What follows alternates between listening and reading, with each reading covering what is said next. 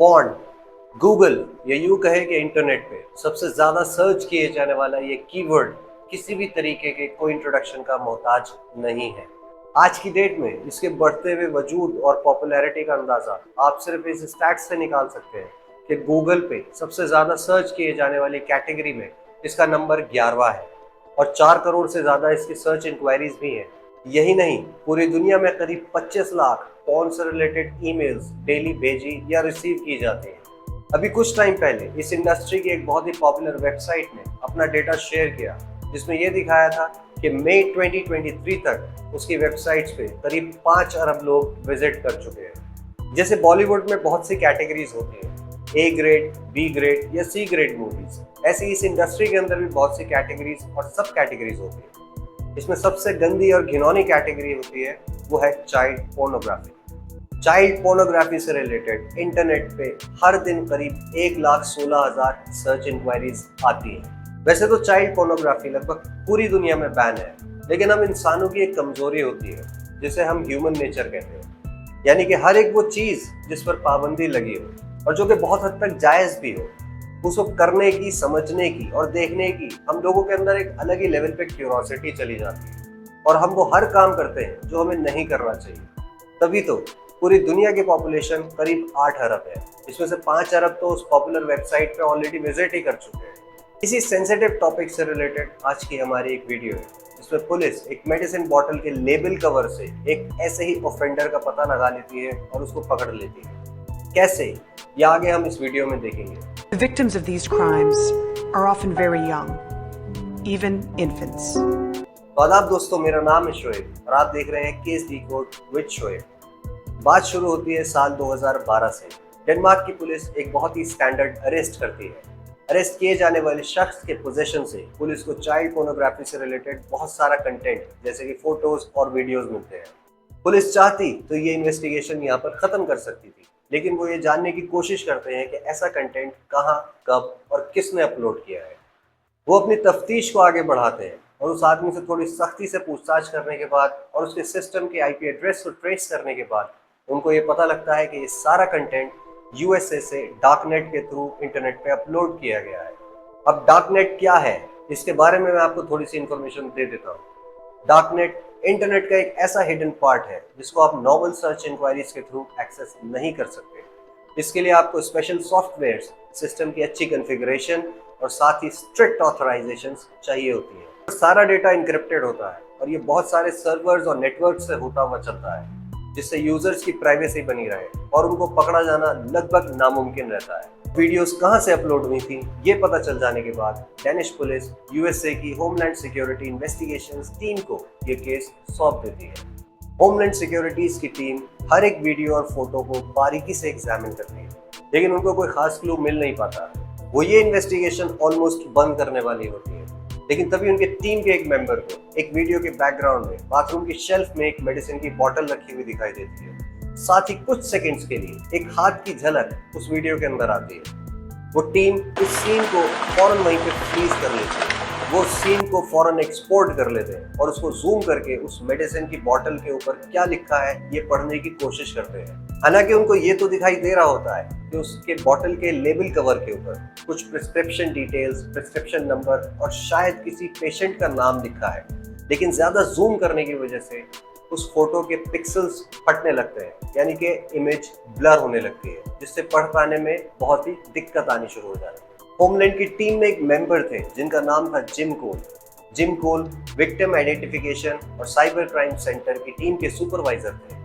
वो उस सीन को, यानी कि उस फ्रेम को अपनी डार्क लैब के अंदर ले जाते हैं। अपनी डार्क लैब के अंदर वो उस फ्रेम पे एक ऐसी लेटेस्ट टेक्नोलॉजी का इस्तेमाल करते हैं जो कि अभी तक पब्लिक यूज के लिए रिलीज ही नहीं करी गई है। इस टेक्नोलॉजी की हेल्प से वो उस पिक्चर के मोशन ब्लर को रिवर्स कर देते हैं। यहीं से उनको दो बहुत ही इंपॉर्टेंट क्लू मिलते हैं जो आगे चलकर इस केस का टर्निंग पॉइंट बनने वाले थे। पहला क्लू था पेशेंट का पहला नाम जो था स्टीफन और उसके लास्ट के नाम के 2 लेटर्स जो कि KE थे। साथ ही उनको प्रिस्क्रिप्शन नंबर के शुरू के 3 डिजिट्स भी वहां से मिल जाते हैं। जिम फौरन उस फार्मास्यूटिकल कंपनी जिसकी वो बॉटल थी पेशेंट की डिटेल्स जानने के लिए अप्लाई कर देते हैं। वो ये पता लगाने की कोशिश करते हैं कि उस कंपनी ने कितने पेशेंट्स को ऐसी मेडिसिन भेजी है जिनका फर्स्ट नेम स्टीफन है। बहुत जल्द उनके पास कंपनी से रिवर्ट आता है, उनके पास एक लिस्ट आती है जिसमें पेशेंट के नाम दे रखे होते हैं। उनकी लिस्ट नैरो डाउन होते होते पहुंचती है एक नाम पर, जो था स्टीफन कीटिंग। जिम बस यहीं पर नहीं रुकते, वो दूसरे फ्रेम जिसके अंदर कुछ सेकंड के लिए हाथ की झलक दिखाई देती है, उसी टेक्नोलॉजी का यूज करके उसका डिजिटल फिंगरप्रिंट निकाल लेते हैं। उसके बाद वो उस डिजिटल फिंगरप्रिंट को मैच कराने की कोशिश करते हैं स्टीफन कीटिंग के ओरिजिनल फिंगरप्रिंट से।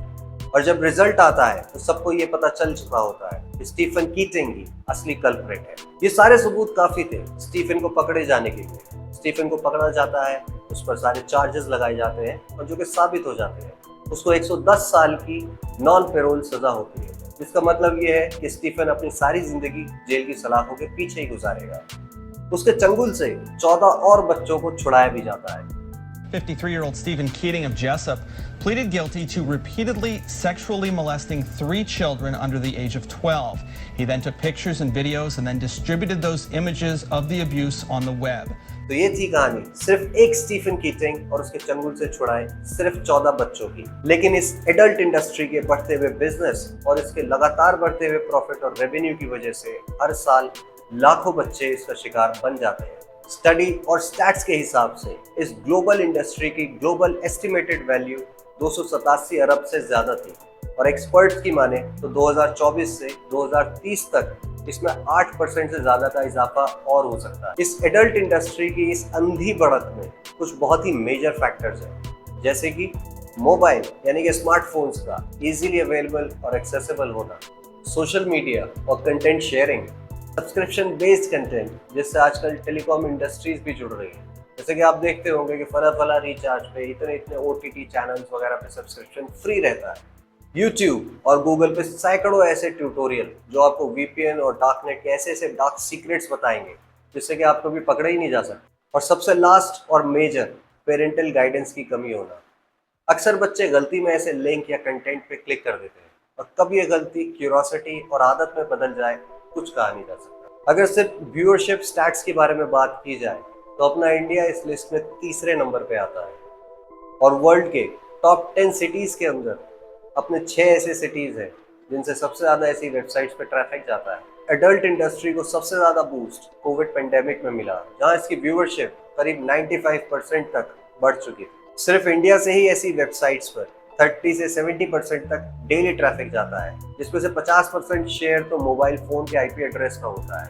ऐसी साइट्स को सबसे ज्यादा न्यू दिल्ली, उसके बाद बेंगलुरु, मुंबई, पुणे और कोलकाता में देखा जाता है। और सबसे शर्मनाक बात तो ये है कि ऐसी साइट्स पर पिछले 2 महीने में सिर्फ एक नाम सबसे ज्यादा ट्रेंड किया है और वो नाम है मोमिता। जी हाँ, ये वही मोमिता है जिसका कुछ महीनों पहले कोलकाता में रेप और मर्डर कर दिया गया। इंडिया में किसी भी तरीके की पोर्नोग्राफी पे कंप्लीट बैन है। गवर्नमेंट ने इसके लिए बहुत सारे सैंक्शंस ऑलरेडी लगा रखे हैं। चाइल्ड पोर्नोग्राफी के लिए सुप्रीम कोर्ट ने भी एक ऑर्डर पास कर रखा है। माइक्रोसॉफ्ट और डार्टमूथ कॉलेज ने 2009 में एक टूल इन्वेंट किया जिसका नाम photo DNA। Photo DNA automatically internet पे अपलोड हुए फोटो को आइडेंटिफाई करता है और उनको डिलीट कर देता है, जिससे कि ऐसी वेबसाइट्स और ऐसे कंटेंट को और बढ़ावा ना मिले। लेकिन फिर भी डेली सैकड़ों ऐसी वेबसाइट्स बनती हैं और उस पर लाखों ऐसा कंटेंट रोज अपलोड होता है। कोई भी शख्स, चाहे वो आपकी फैमिली का हो या अनजान हो, उसके पास अगर एक स्मार्टफोन है और एक एक्टिव इंटरनेट कनेक्शन है तो वो बहुत हद तक कैपेबल है आपकी या आपकी किसी फैमिली मेंबर की फोटो लेके टेक्नोलॉजी का थोड़ा सा मिस यूज करके इंटरनेट पे अपलोड करने। और बहुत सी ऐसी साइट्स हैं जो ऐसे कंटेंट को अपलोड करने के लिए बाकायदा पैसे भी देती हैं। तो अब तक शायद आप सभी लोग ये समझ चुके होंगे कि हम लोग कितनी वनरेबल स्टेज पे आ चुके हैं। हमें कितना ख्याल अपना और अपनों का रखना है, खास तौर पे अपने और दूसरों के छोटे बच्चों का, जिससे कोई भी बच्चा ऐसे किसी भी हादसे का शिकार ना बन पाए। आई होप आपको ये कंटेंट ठीक ठाक सा लगा होगा। अगर ठीक लगा हो तो आप इसे लाइक और शेयर कर सकते हैं। अगर ऐसे ही कंटेंट आप देखना या सुनना पसंद करते हैं तो आप हमारे चैनल के साथ जुड़ भी सकते हैं। मैं अपने अगले केस पे आपसे फिर मिलूंगा, तब तक आप अपना ख्याल रखें। आदाब।